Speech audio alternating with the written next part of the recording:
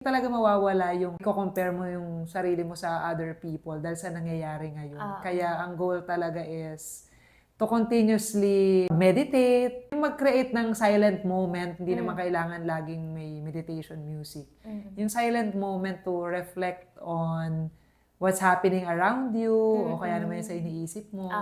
Para, ba't kailangan ko i-compare yung, ito nga yung sakit na comparing your version 1 to other people's version 10. Mas bata man sila or ka-age mo, pero ilang taon ba sila nag-working student? Hindi naman ako nag-working student. So, pwedeng yung growth nila nagsimula ng mas maaga in terms of ganitong aspect. Pero ako, ganun pa lang. Doon pa lang nung makagraduate. Yan ikaw, hindi mo na-experience sa mga friends mo. Ako na-experience ko yun dati. Kaya yun yung sinabi ko na talagang big help na buti na lang nag-decide ako na hindi muna ako magpapakita. Successful na ako, tsaka lang magpapakita. Para kasi nga pag may result ka, yung mga negative things na sasabihin nila na bakit ka nagbebenta-benta na lang, hindi na ako masyado nasasaktan. Nasasaktan ka, little na lang. Not so much. Kasi nga, na dahil sa ginawa ko to, ito yung naging effect. Ito na yung na-experience ko ngayon. Question, Miss Tin, nung nagsisimula ka, syempre wala pang result. Medyo lagging yung results sa atin di ba? Pero naisip mo ba kung tama ba yung naging decision mo? Nung time na yun, nung wala ka pang resulta.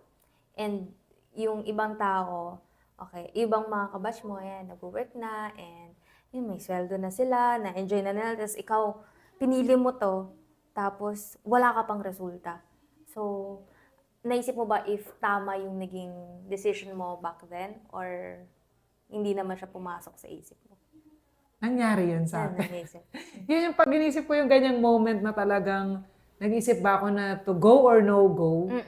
Ito yung one moment sa kwarto na 500 pesos na lang yung natira kong pera. Oo. Kasi anong nangyari?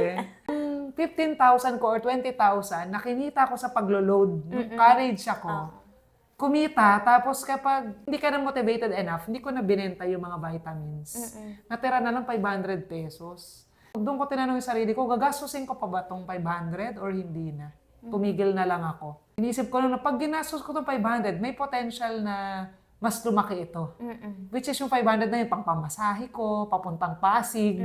Sa Ortigas kasi yung network marketing na pinag-join na namin. Or pag hindi ko na ito ginastos, tumigil na ako, tinanggap ko na yan na lang yun. At pag ginastos ko, ubos na rin siya.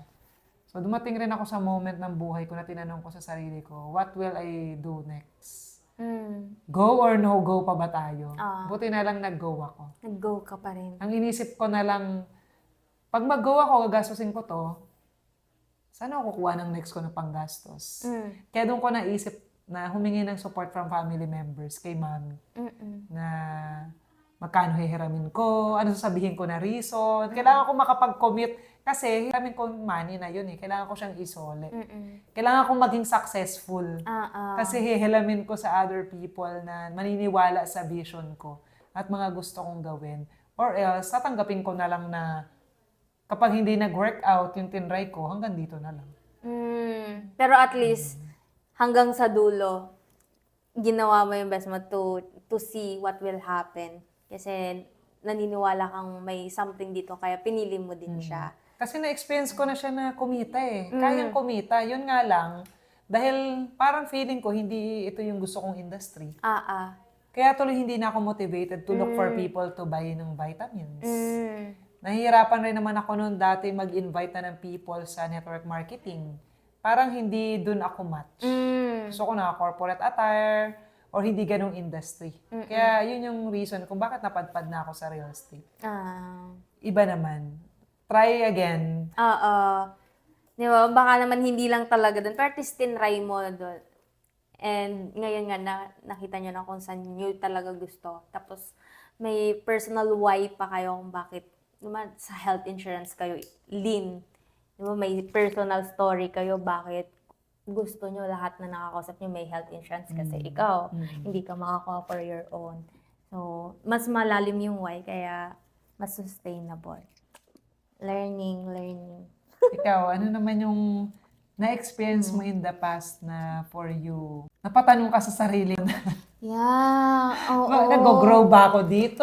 Or Kasi hindi? Or Yeah, narelated dyan sa Opo. ating sharing. Kasi po, nag-start ako, di ba po, pandemic kami nag-graduate. Graduate kami, trabaho agad. Yun lang naman yung option for me. Yun lang yung alam ko rin. And then, early on ko na-realize na hindi ito yung gusto kong life. Hindi ito yung na-imagine ko na magbabiyahe ako 2 to 3 hours papunta. Kapag na-late ako ng login, yung Biometrics. Oo, late ako, kaltas yun. Tapos, 2 to 3 hours pa uwi, rush hour. Meron talagang time na alala ko pagka-log out ko 5 p.m. Tapos sabi ko, pagod na ako. Pero ilang buwan pa lang ako nagtatrabaho. Sabi ko, hindi ganito yung life na na-imagine ko. Na bubiyahe lang ako, tapos magtatrabaho. Kailangan ko pa ipaalam kapag may sakit ako, hindi ako makakapasok. Dahil hindi pa ako regular, kung no work, no pay. Monday to Saturday. Yun talaga po. So, yun yung naging realization ko na ayokong mag-corporate. And then, dun ako naging open to different things like freelancing, nag-aaral ako freelancing, pumasok ako ng insurance because I also believe in the product, in the industry. Pumasok din ako yung mga pag-VA, virtual assistants, yung mga yung online. Kasi dinedread ko yung papasok ng magko-commute. So, nag-online ako na trabaho. Eto na. So, may time na marami akong ginagawa. Parang hustle culture talaga. May pera ako, pero sobrang burnout ako. And then, saka ako nagbawas ng ano. Ang natira sa lahat ng ginagawa ko is itong AIA. Itong AIA yung natira sa akin. Pero hindi ako kumikita dito. Lalo nung time last year na nag-resign ako sa isa ka pang work para makapag-focus dito. Pero pagpunta ko dito, hindi pa rin ako nakakabenta.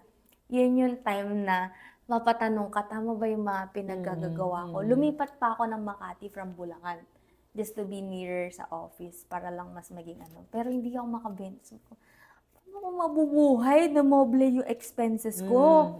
Tapos, inalis ko na yung plan B ko. Kasi that time, kahit alam kong ito yung gusto kong gawin, yung nervous system ko na all this time nagtatrabaho ako, may sure source of income ako from my salary sa pagiging VA ko. Ganyan, may sense of security ako that time. And parang doon ako nag-grow. Tapos eventually, na-realize ko hindi na ako nag-grow doon. So, I had to let it go. Pati yung salary ko doon, I had to let it go. And nag-jump ako dito na if you don't work, you don't get paid din kung wala kang results. And dahil panic attack yung nervous system ko, hindi ako makapag-focus din sa trabaho kahit ito na lang yung ginagawa ko. So, kinwestiyon ko rin parang, Lord, tama ba to? Tama ba yung mga sacrifices ko? Pinili ko to dahil alam kong gusto ko mag-grow and gusto ko yung mga tao dito. And gusto ko naman yung ginagawa ko. Pero wala pa akong resulta. Kailangan ko rin mabuhay. Kailangan ko rin mag-pay ng bills. And at that time, nasi-shake talaga yung faith ko, nasi-shake yung confidence ko sa sarili ko na nag-work siya sa ibang tao pero sa akin walang nangyayari. So parang naisip ko, what if bumalik ako sa somehow may security, like may income. Kasi dito 'di ba, wala kang income kung wala kang sale. So may ganung moment sa akin. Nangyari ito in span of 1 year. Lahat na to, doon ako na napaisip kung tama ba tong ginawa ko. Pero ayun nga, hold on ako na siguro dito talaga ako dinala din ni Lord kasi may fulfillment sa akin every time I get to talk to a client, then I get to help them na alam kong hindi ko lang sila binentahan pero I help them find clarity on what they need and what they want and they trusted me, tas na-close yung sale. Unti-unting na-build yung confidence skills-wise, mindset, yung kung paano ko i-present yung sarili ko throughout the years na nagstay din ako dito. So, nag-start din siya nung pagdating ko pa lang dito. Doon pa lang yung work sa akin na breaking of wrong mindset about selling, about tayo as professionals, tapos yung skills kung paano di ba? Yung sales mismo, yung professional selling approach, yung mga ganyan, yun yung na-build throughout the years. Kaya, eventually, only this year ako nagkakaroon ng momentum na dun ko lang nare-realize na yung mga bagay na give up ko before and also nagpapanik sa akin, I had to really let go of those things para yung maging security ko hindi sa trabaho ko or other people. Pero this time, yung binibuild ko is yung sarili ko.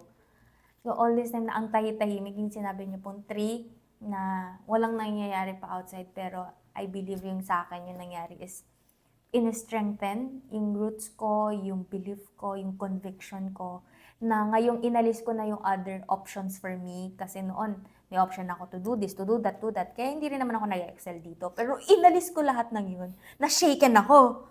But at the same time, yun nga kumapit lang parang konti pa hanggang sa nag-catch up na yung skills ko sa dumating na opportunity and mas regulated na ako, mas may focus na ako. And so, when the clients are there in front of me, I am also ready for them. Kaya paunti-unti na hindi pa naman ganun ka-grand yung mga nangyayari outside. Pero alam ko deep inside, may work na ginawa sa akin yung naging journey ko.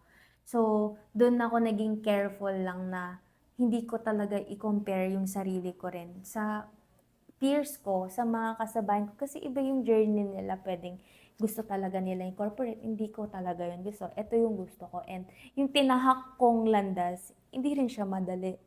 Marami ding inner work na kailangan pagdaanan. So, ngayon pa lang ako nandoon sa momentum na yun, paunti-unti. And ngayon, na-realize ko po na talagang yung i-compare ko lang sarili ko is sa previous self ko. Alam niyo po ba, yung production ko nga this year so far, April, katumbas niya na production ko buong taon last year. Diba? Buong taon. Sabi ko, namin talaga, makakatog ka talaga. So, sobrang delayed ng progress, delayed ng rewards. Pero, ang fulfilling niya kasi alam mo na you've built that kind of person that can produce such outcome. And hindi siya naging madali. So, Ilang taon ka nga yan nung naka-experience ka na ngayon? Last year ba yun? yung Yung nag-resign ako. Oo, yan, mga ganyan. Last year lang yan, I was 26. Magka-27. Magka-27. So, buong taon talaga last year, feeling ko, survival mode talaga. Survival mode. Wala na akong panahong mag-compare sa iba kasi lugmok na ako. On my own, lugmok ako na, I had no money, I had no confidence, I had no client. And all, pero wala lang, siguro yung pinangawakan ko. Ito yung, somehow, ito, dream na pinili ko. Hindi ko alam kung ano bang meron dito. Wala pa akong money or anything, pero gusto ko lang yung ginagawa natin. Gusto ko yung fulfillment ng ginagawa. Gusto ko yung mga taong nakapaligid sa akin. Kaya siguro ito yung pinili ko.